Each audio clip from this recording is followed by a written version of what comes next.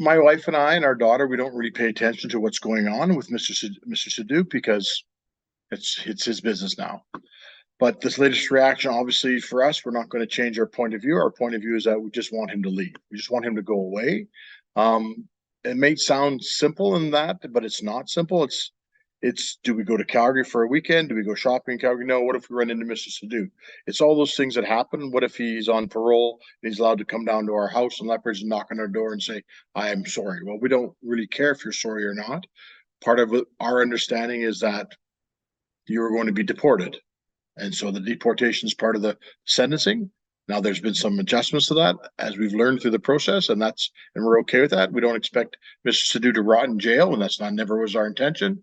But part of it in our mind is that he gets deported and he just disappears. And when that happens, that part of our life we can continue to move forward and continue to do what we want to do.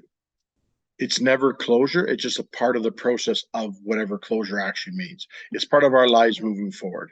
And that is the act that he pled guilty. He accepted all the terms that the court put upon him. And our understanding with the meetings with the Crown was that included deportation. We did not understand at the time, obviously, that it included the process he was allowed to appeal the deportation rulings. That's within the Canadian law, so that's fine with us. We understand that process. We're not here to say that something's unjust, but he's going through the process, and every step of the process brings us closer to us being allowed to continue to move forward in our lives and do what we want to do and how we want to do it. It's nice that he's apologized, and I say that it's nice. I'm glad he apologized.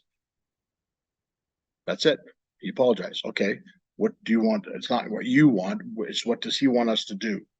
Our answer to that is that he pled guilty to all the charges placed against him.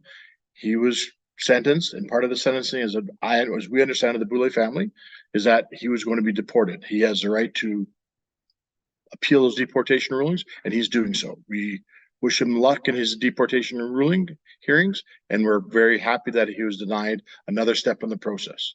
We want him to disappear, to go away. Not disappear in the sense that disappear, but disappear as in removed from our lives, so we don't have to read articles in the newspaper, see things on TV, go on to X or whatever and see another story about Mr. Sidhu. He apologized. That's nice. He apologized. Our son still passed. 15 others still passed in that tragedy, and there's still 13 others that are affected for life, not to mention their families, their extended families, their friends, their billets. It's a massive tragedy in Canadian history, and apologies are nice, but that's not enough for the Boulet family. We want him just to move along. And part of our mind is deportation. It was never to rot in jail for 75 years. That would have been unjust in our mind. That would have been wrong. We think he has a chance to get his life back to where he wants it to be, which is pre-crash, and that might be having to go back to where he's from, and that's the way things are. We tend to ignore them, but they're there, and it's not. We read them. I read them. My wife doesn't read them. Our daughter, I don't think she reads them, but I read all the information that comes out as best as I possibly can.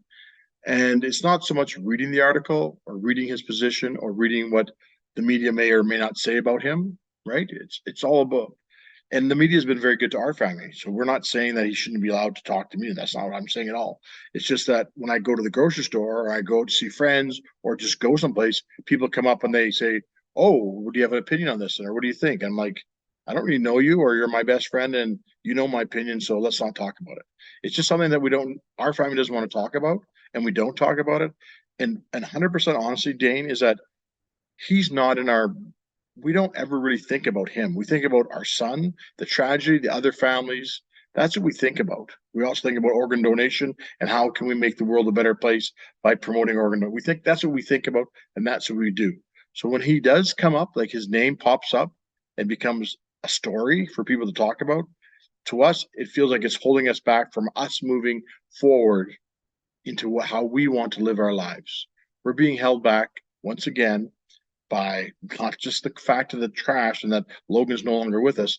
We're held back every time he gets press and gets news and something happens.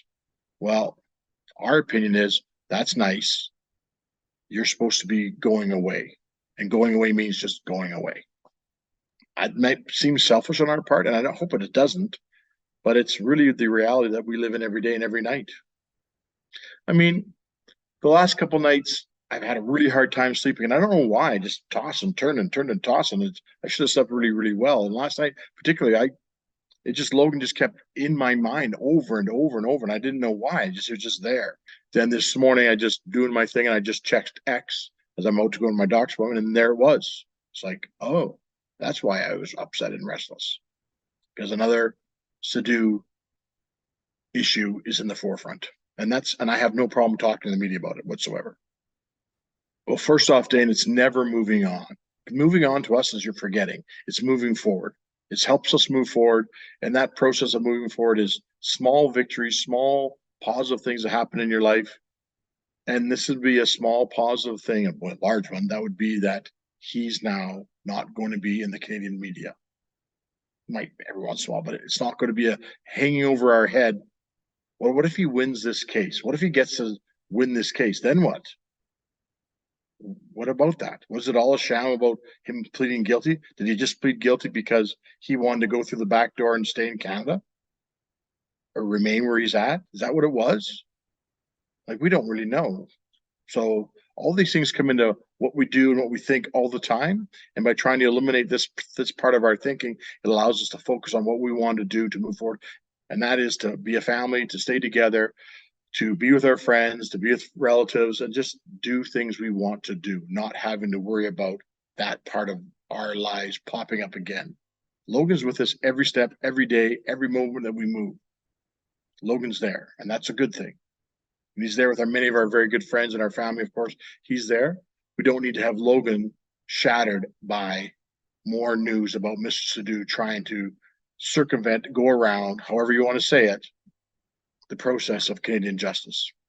And the other one is when we found out that we were originally told, that's what we were originally told, and very clear, that when he gets day parole and those things, it has to stay in a region, and we could declare where we didn't want him to go. So we declared Lethbridge. We declared Red Old, where my mother was living, my father. I thought my father since passed away. And then we were told, well, that's not quite how it works. What do you mean?